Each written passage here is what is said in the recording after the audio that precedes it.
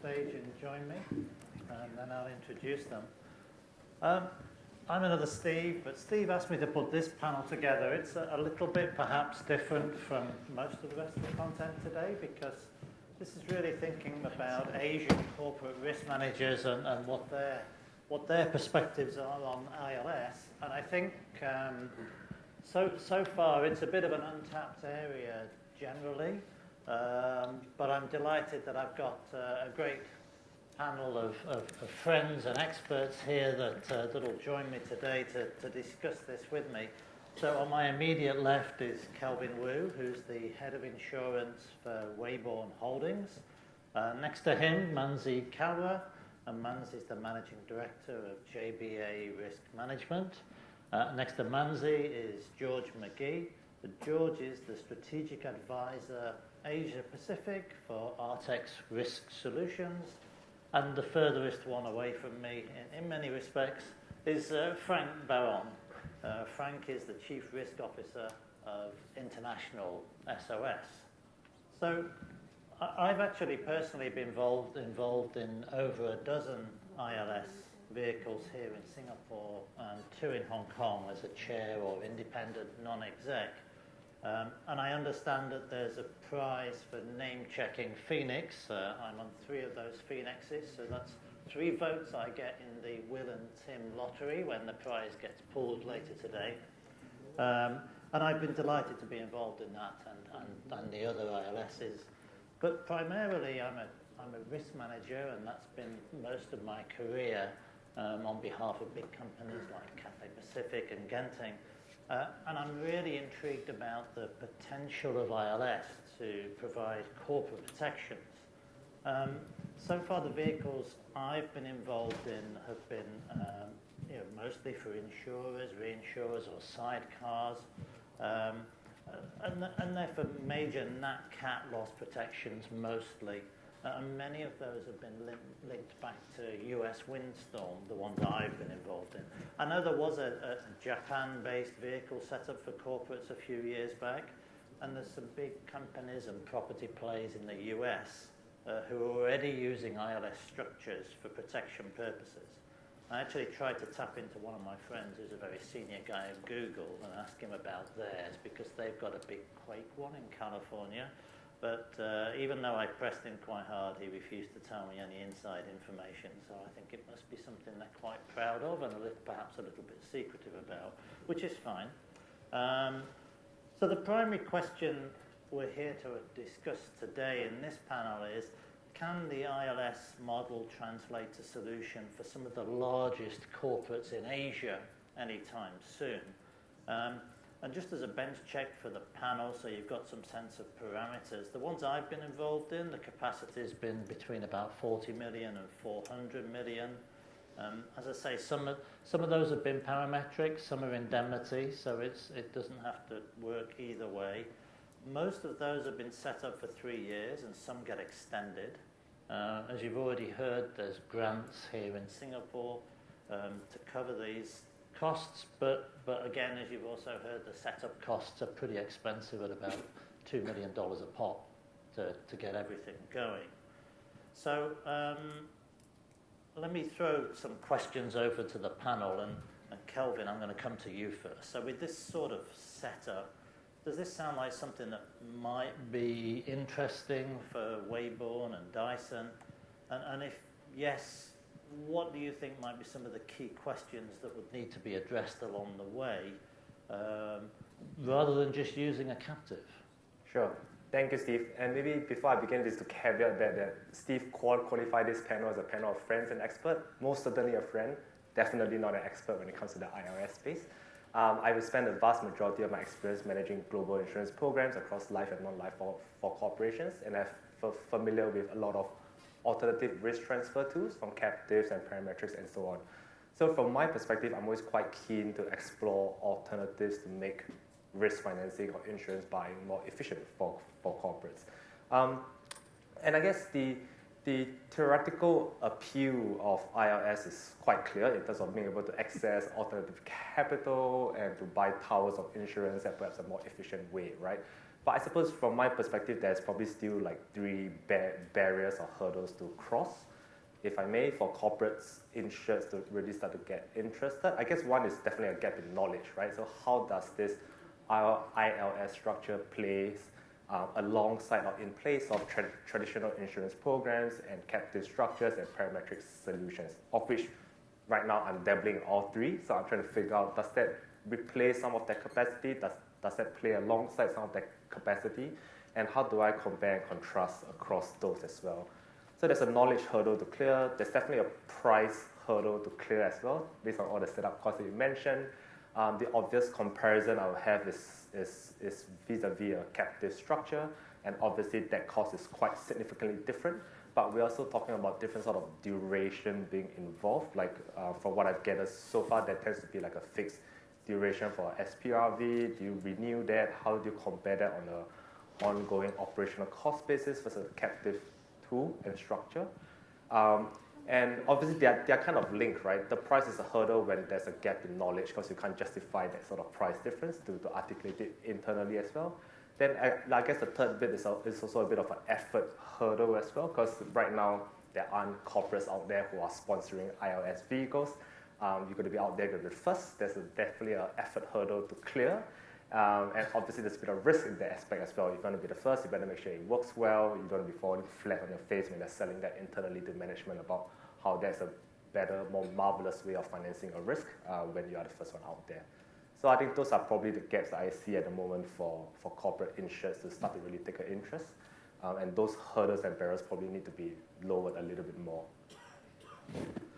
Franck, I want to come to you on this as well to ask your view in the same way, but also perhaps you can talk a little bit about what you've seen as general trends in the insurance sector, because I know that might play into making tools like this more appealing.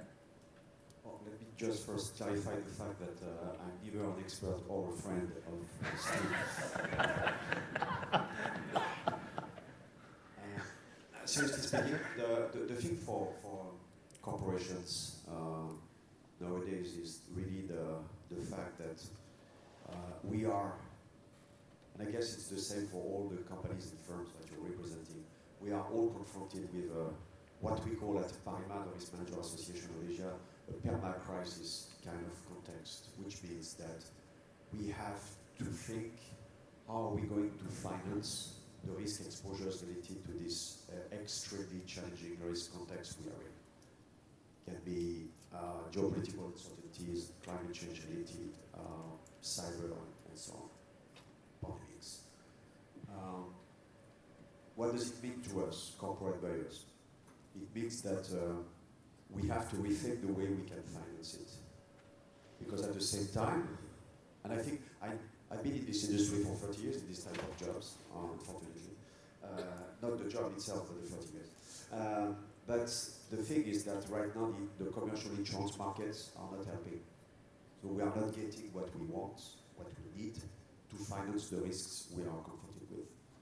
So I'm obviously not an expert on ILS, but I know that today it's my job to be more articulated and aware of these type of solutions.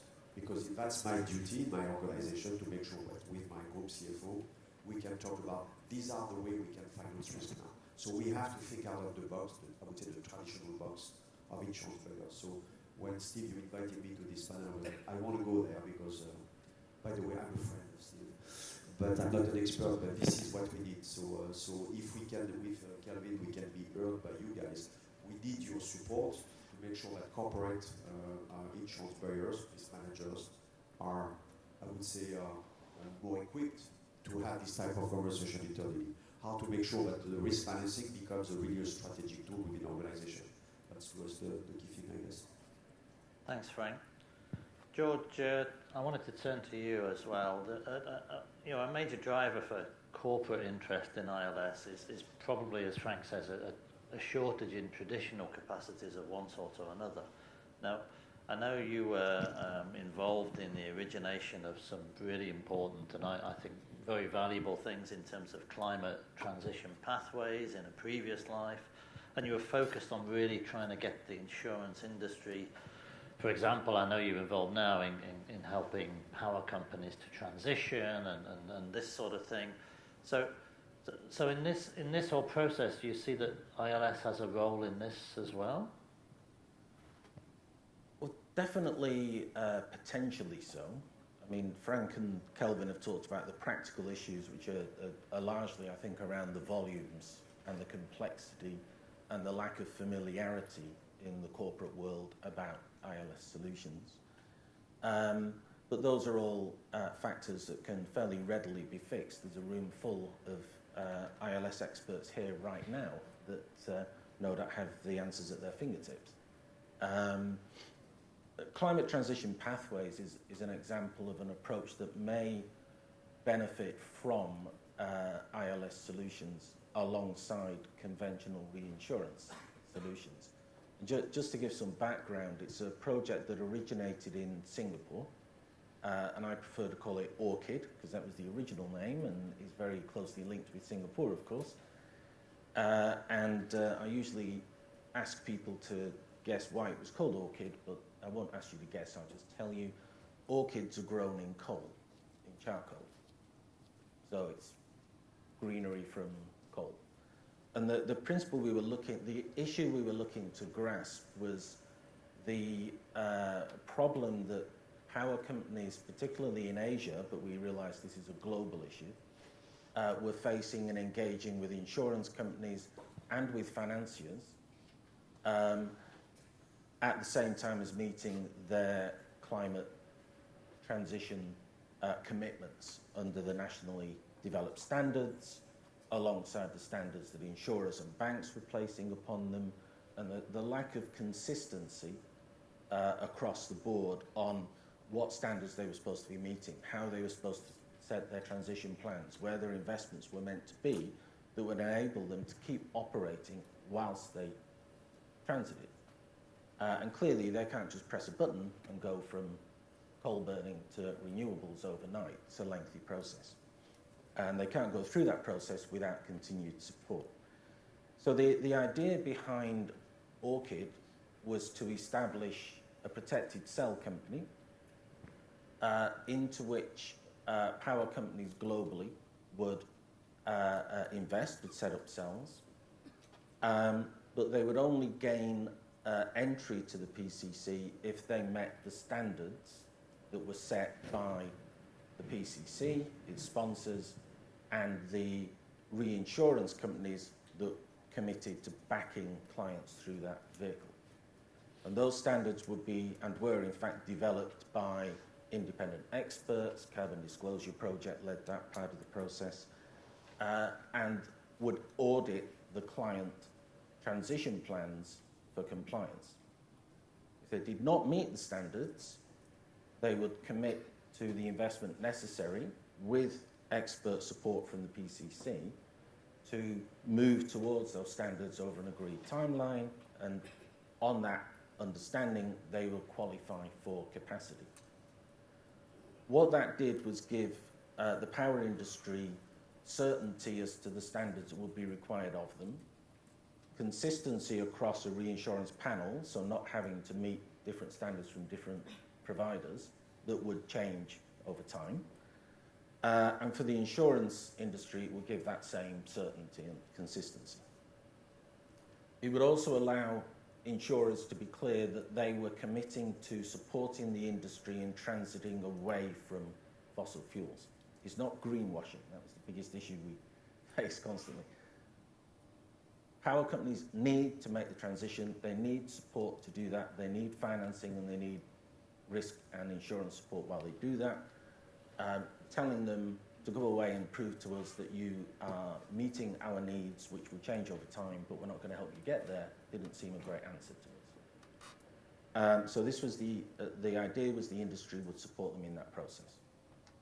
We engaged with insurers and reinsurers and actually found, I was surprised at how much support we found. We deliberately chose sort of the greenest and the brownest of the range of power insurers and reinsurers. I won't say which is which, but you could probably guess. And expected the greens to kick us out immediately. They were the most enthusiastic. and we engaged immediately with the ESG leaders of those companies. It's not we weren't talking about commercial underwriting decisions here, it was about the ESG commitments. So that panel was put in place. Now, at the end of the day, we started to run into issues around practical and political issues that are very common in the insurance and reinsurance industry, and I'm sure we all know them. This company doesn't want to contract with that company. I won't accept a risk rated and underwritten by that company, etc., etc. Who pays for what? Who's the investor? Who's investing? Who's taking the returns? At the same time, I'll say this, although I'm probably not supposed to. I was doing all of this when working at Willis Towers Watson, who were in the process of not being purchased by Aon. So we had a lot of confusion in the process. PCC was not established. Now, if the PCC had been established and there was a vehicle, Climate Transition Pathways exists as a market facility, providing that advice on the standard transition planning requirements to the subscribing reinsurers. It hasn't got the entity at the front into which clients would enter and where they can place their risk and then reinsure that risk on an aggregate basis. And the key is, on an aggregate basis, the power companies of the world, certainly of Asia, could achieve the sort of volumes that we're talking about as being necessary for ILS solutions to become viable. And it's a further spread of risk, of course. It's an access to a much greater level of capacity than we get from conventional market. And as I say, conventional reinsurers are tending to change their colours as time goes by in terms of what their requirements are and what they will be in X years' time. So it's access to a broader market and on a basis that should, at least is, I think, a good approach to meeting their concerns about engaging with dirty companies. And an opportunity for the market investors to support the transition away from coal. So the role of the PCC was to be that aggregator and to provide access to broader blocks of reinsurance, but also potentially ILS solutions.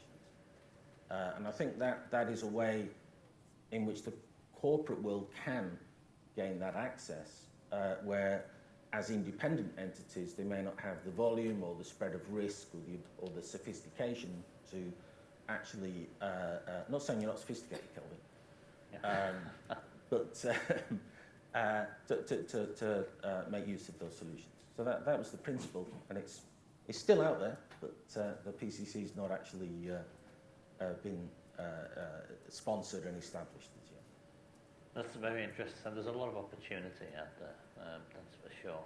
Mansi, apologies you've had to wait for the thorns and you're the last one to contribute, so we're through to you now. So what kind of skills and expertise, we've talked about the gaps and what have you, what can be provided to corporates from model vendors like JBA for designing, implementing and supporting, I guess, particular disaster risk finance for natural hazards from companies like JBA? Thank you, Steve. Happy to wait, definitely. Even though the models and data are mentioned almost in all the sessions, but I kind of resonate with what William said earlier, that I don't understand most of the language. But in terms of models, how model vendors can provide support. Designing definitely probabilistic models which are there in the market. Happy to share that JBA is providing probabilistic flood model solutions for all the countries in the world, including climate change impact to flood. So definitely there is a huge leap of new models which are coming in, and definitely models also require kind of a back and forth in terms of collaborations to see how do you see them being adapted to each and every country. That is for designing. In terms of support, I think it is very crucial and it gives a lot of confidence to the stakeholders when robust processes are set into place. When we look at, anything which could go wrong is being thought of and taken care of. For example, in Seadrift, we have seen that an independent calculation agent was set up, which kind of gives confidence in terms of, loss adjustment, which can happen when an event happens. So that is kind of a fail-safe that can be put into place while designing and supporting the whole structure. Then, of course, in implementation phase, there are, risk assessments which can happen. Sorry, risk assessments which can happen both at the parametric level, indemnity level.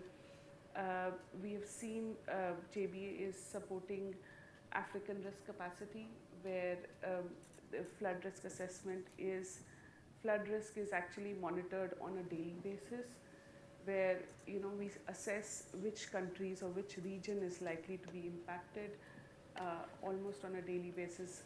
A similar setup is also done in KL, where the DBKL region is monitoring the flood risk in the KL region on a daily basis and issuing early warnings. So these kind of technology, thankfully, is helping us bring in these kind of solutions on the place, which can help in both designing, support and implementation of a complex structure like ILS. Thank you, very helpful. Kelvin, I want to turn a little bit, I know in our prep discussion you mentioned that Weybourne actually already has a little bit of interest in ILS from the other side in terms of investment perspective. What else are the criteria that might need to be met to make this whole thing more interesting from your corporate perspective on that side of things? Well, I think it's helpful that obviously the management has exposure to this asset class. But I think even in that regards, from what I'm hearing from the morning so far, there's a lot of education that needs to be done in terms of just educating investors of that as an asset class to begin with, right? So a lot of how this is being managed is obviously size of allocation and starting small and so on and so forth. And then if you look at it from the other side as a balance sheet risk transfer tool, then the same concept needs to apply. The ability to perhaps size the transfer would be crucial. So I think things like what I think a lot of people have spoken about, like what Simon mentioned about advocating for the implementation of a PCC regulation or whatever you call it, like essentially allowing corporates to start to dip their toes into it, right? Because right now, from what I hear, if you say like the minimum entry for a ILS is 40 million up to 100 million, is that the most cost-effective way for a corporate insurance to get started in that space, right? For 40 million, am I better off going to the reinsurance market through my captive to get a sort of limit of coverage through a treaty or fact transfer to begin with? That might be more efficient than that, or even just a standalone parametric structure. So we really need to be able to sort of size that, and it would be great if through a PCC structure or whatever kind of thing, you allow a corporate to sort of dip in and now 1-2 million just to get a sense of the proof of concept. That's always what people like to do from a corporate perspective. Internally, it's easier to sell when you have a proof of concept, you have a pilot on a small basis, than to talk about it conceptually all the time. So I think the ability to do that would be critical for corporates going forward. Yeah. Got it. Thank you. Franck, I mean, I know you've talked before, I've heard you speak about, the risk manager has to get closer to the CFO and understand the tools that are going to be required for future risk management. And do you see ILS falling into that category where the risk manager can have that conversation with the CFO? I mean, definitely. I fully agree with Kelvin's point about the education, that the education goes both ways. I mean, it's about us, risk manager, to know better, but it's about you guys to make sure that we are going to be able to be equipped so that we can articulate the conversation internally with the group CFO. There is a point that needs to be reminded, is that I don't know in the room if you are familiar with what we call enterprise risk management, so the ability to identify and position on the risk map the main exposure for an organization in a very holistic manner. So you mix all the main risks for your organization interestingly, and I'm pretty sure that's the same for Kelvin at Weybourne, we are seeing over the last 10 to 15 years, we saw a degradation of the relevancy of insurance product to cover the consequences of these risks. So what I'm seeing here is that when we are having a risk conversation at EXCO or board level at International SOS, insurance was about, let's say, 20-25 relevant to the exposures related, or the consequences related to risk on map. I would say it's about 8 to 10% max. So that's something where we have to be better at helping our organization to cover the risk. So hence the development of solutions like captives, which is a way for us to develop what we call resilience-based reserves, capital, to react to catastrophes. ILS is for us a new tool. It's not a new tool for you, but it's a new tool to us. But there is some other solution as well. I mean, you mentioned, for instance, the parametric solution, which is being, I would say, over the last couple of years, a good flavor of the month, and it's a very efficient tool. So definitely, this is a different game for us, risk managers, to be much better at understanding all the risks. So the duty is on us to make it happen. The duty is on you as well to help us to do that. Thank you, Frank. George, well, we've been talking primarily about corporate risk in the panel. I mean, we've already heard this morning there's this requirement for governments to be able to tap into how to transfer that cat risk and things like that. I know you were previously very closely involved in Seadrift. I mean, is ILS a potential solution for those types of vehicles as well? Yeah, I mean, Seadrift has had a few mentions already today, for good reason. Just to briefly explain, I retired at the beginning of last year from Willis Towers Watson, but prior to that, one of my main engagements was to help set up Seadrift Insurance Company and to provide management and director services to the company. So I'm not engaged with the company now, haven't been for 18 months, but was involved at the outset. Obviously, cat bonds and ILS structures in general have been in use with and by governments globally for a long time. Probably, I'm not sure if the first cat bond was a government bond, but it might well have been. And continues to be a great deal of activity. We heard about the New Zealand bond, Quake bond today. The role of Seadrift and its sister companies in the Caribbean and the Pacific Islands and Africa. I'm not representing anybody here. I'm just giving my summary of it. So it is to pull together the financing, risk financing and risk management resources and access to assets and resources for smaller countries. Now, I've got to be careful saying that because in ASEAN there's some very big countries. But the purpose of Seadrift Insurance Company is to support the Seadrift initiative of ASEAN to provide disaster recovery financing and insurance support to those countries. This is clearly part of a range of initiatives that are in place to find ways to manage the insurance protection gap, which is a global issue, but which is, I think, particularly prevalent in this region. And it's a growing issue as climate change impacts on countries across Asia to a greater degree possibly than anywhere else in the world. I mean, I'll take an argument on that. I'm not a climate expert, but it's certainly a huge and growing issue. So the principle with Seadrift, it pulls together a range of financing, risk funding, sources of funding, arranged in this case by the World Bank at the initial stage, to then offer insurance products to the member countries, I'm sorry, the risk being assumed can then be spread into the global reinsurance markets. Simon Goh mentioned Seadrift earlier and said that it would probably or possibly have been better structured as a PCC if that had been available in Singapore when the company was formed. It actually ended up being formed as a direct general insurance company, a commercial insurance company basically, rather than even a captive, because that was the only place that it fitted within the legislation. Has that been a problem? I don't think so.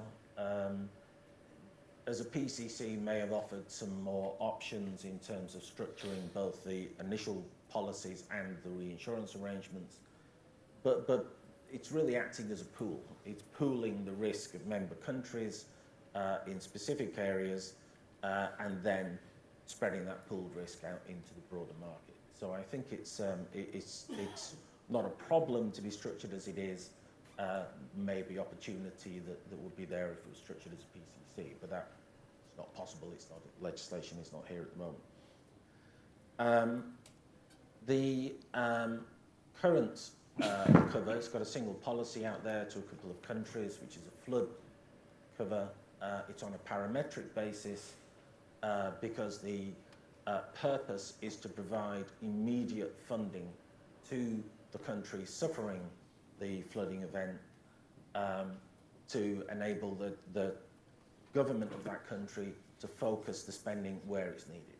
It's not an indemnity cover, it's not about long-term reinstatement of damaged assets.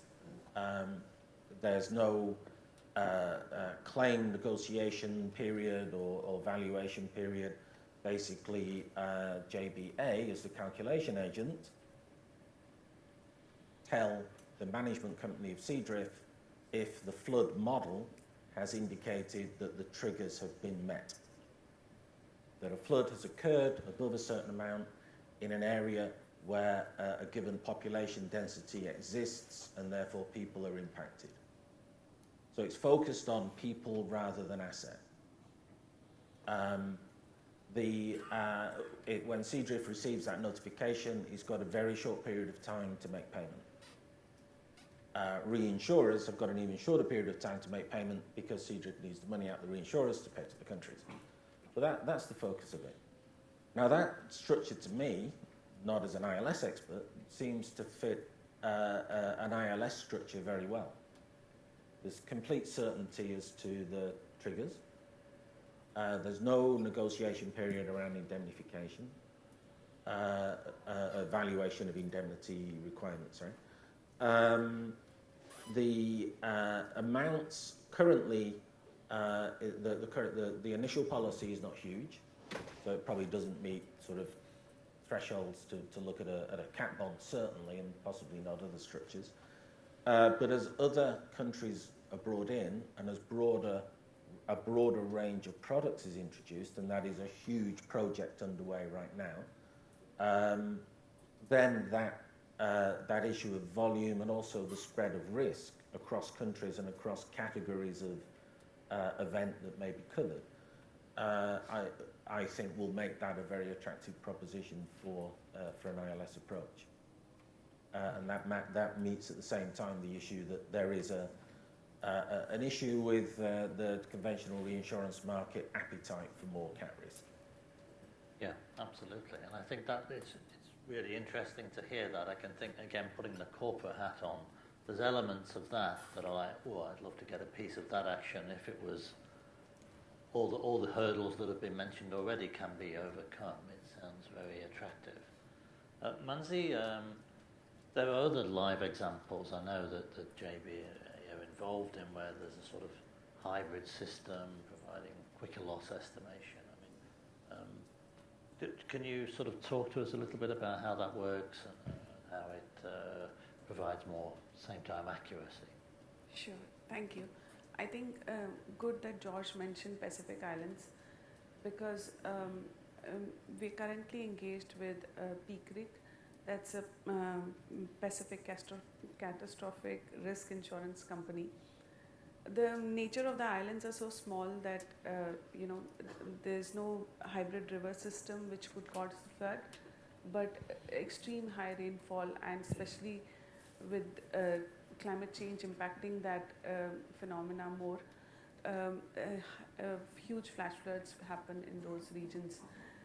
So there needs to be a custom parametric cover which we are engaged in designing for peak risk especially. So it's in progress, received good reception from all the Pacific countries, and the parametric cover, the system is actively being added on, or receives a live input from the weather systems. So it provides a live feed to them moving on when it is set up in terms of parametric triggers. Second example, I would like to again go back to my African risk capacity pool. A couple of African countries have come together to bring in a pool to cover typhoon, drought and flood as a peril. And see, here JBA is engaging and has actually integrated our flood foresight system into their river systems. So it gets live data of the river flows from all the captured rivers. Again, this is in the initial phases of setting up a pool or a special structured vehicle. That's the initial setup which might be required, testing it for one season or other. But once it has been tested, validated, set up, then it can it has been live for a couple of years now, and now it indicates which region, specifically a sub-administrative boundary region, which will likely be impacted, and that information is fed live into the model to generate what the likely indemnity value of the loss would be. So it is not just a parametric cover which is triggered by river flow data, but it feeds into the model to generate an indemnity loss. So it's kind of a hybrid solution which can be brought into place. I would say that a kind of a parallel which I can draw is that in Thailand 2011 floods, where huge industrial areas were impacted, maybe if not just one corporate comes together, but corporates together in a similar region which are likely to be impacted in a delta area, come together, these solutions of pooling of risks can be put into place. That sounds very good. I did some work last year for ADB, looking specifically at the insurance needs in the Pacific Islands, and goodness me, those guys are desperate at the moment. They've got a lot, particularly the NatCat areas. So I think there's a huge amount we as an industry, financial sector overall, can do to step up to the plate on that, because there's a big gap, a really big gap compared to everything else. Sorry, Steve, if I can just jump in sure. on that. Just quickly, we've talked about the different risk pools, the African, the Caribbean, the Pacific and the ASEAN. And there is a huge initiative or huge amount of effort going into pulling them together now. So they're now, previously I think they pretty much operated separately. They were linked by the World Bank and some providers, but at the end of the day they operated independently. And there's a recognition that both in terms of sharing experience and expertise and knowledge, they're coming together to look at those issues on a global basis. The logical next step is sharing risk and taking those pools out beyond the regional pools to the global. My simple way of thinking is the further you can spread a risk, the better. Both in terms of the source of the risk and the financing of the risk. And that again takes us past those hurdles that we've talked about in terms of volume, complexity, cost of ILS solutions compared to conventional reinsurance solutions. Yes, I guess the challenge is going to be politics as much as anything else, because even in the Pacific Islands, the work we were doing there, we could see the separate views from different jurisdictions were part of the challenge. Not many minutes left, but if there's any questions from the floor to our risk management style panel, then please feel free to raise your hands, and we'll come to you.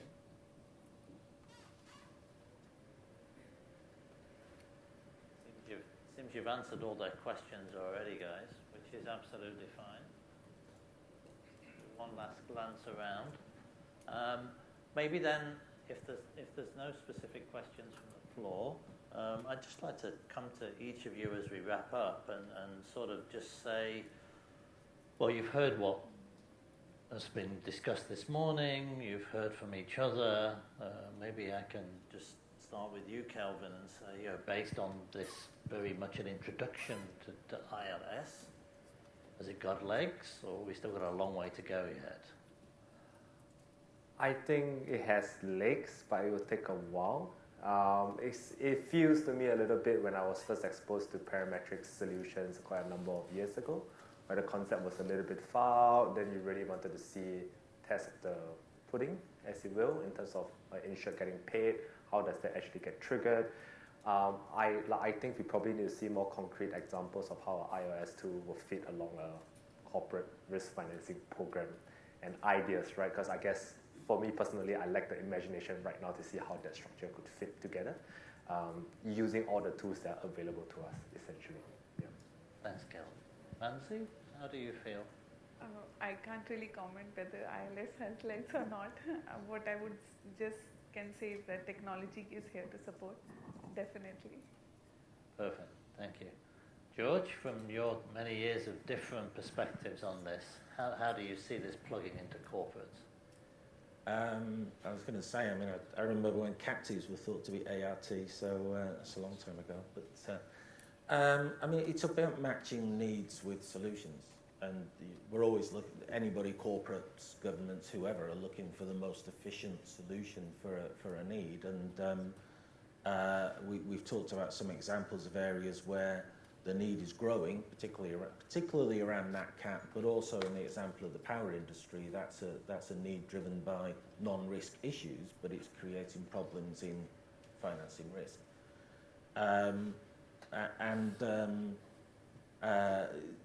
The hurdles between the corporates in that regard and the ILS solution providers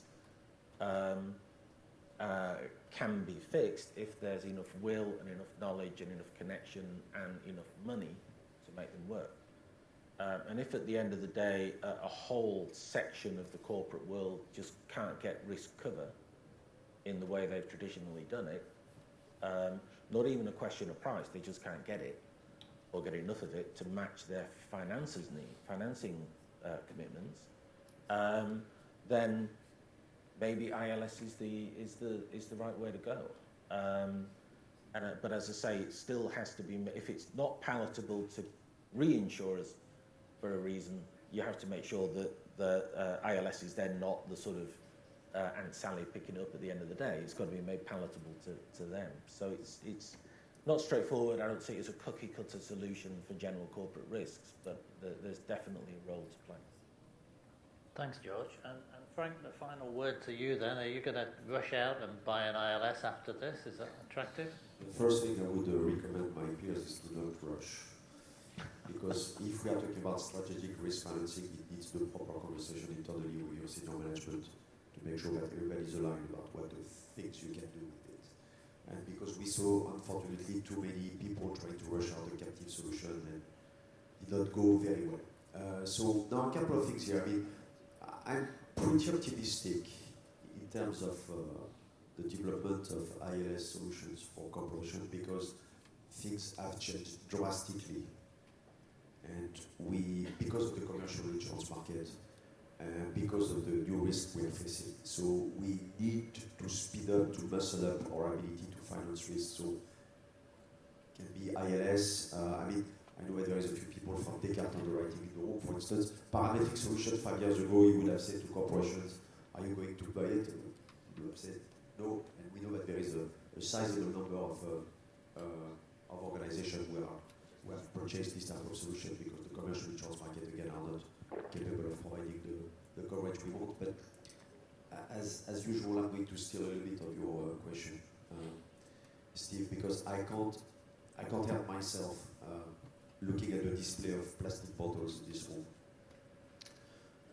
That there is a very big elephant in this room, which is climate change. So I love Singapore, but I'm regularly frustrated by the ability or the inability of countries like Singapore to be very good at integrating climate change in their strategy. I mean, if you look at the plastic bottles in this room or the plastic bags that you can get in Singapore, I think that climate change is really for all of us the main risk we have to tackle right now, not in 50 years.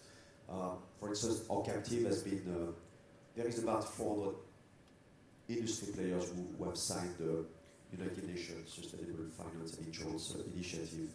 Some of your companies have signed it, by the way. And there is only 3 captives who have signed it, including mine. And it's just a way to try to cope with a risk which is today not insurable or not insured.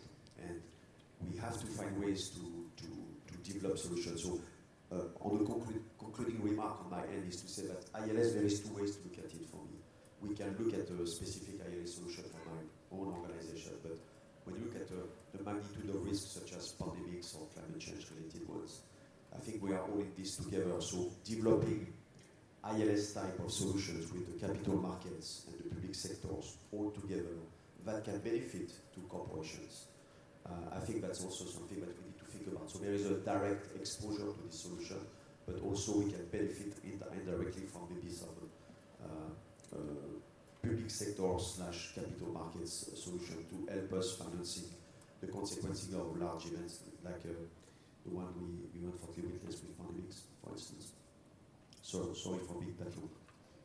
No, that's absolutely fine. Thank you very much, Frank, for those comments and bringing us back to the realities of the situation. So the only thing that's left for me to do, actually, and those of you who know me, I would normally stand up and offer to do this, but I don't want us all to fall off the stage. It's quite narrow. So give me a smile, panel. And then with that, thank you very much, everybody. Kelvin, Mansi, George, Frank, thank you for your input.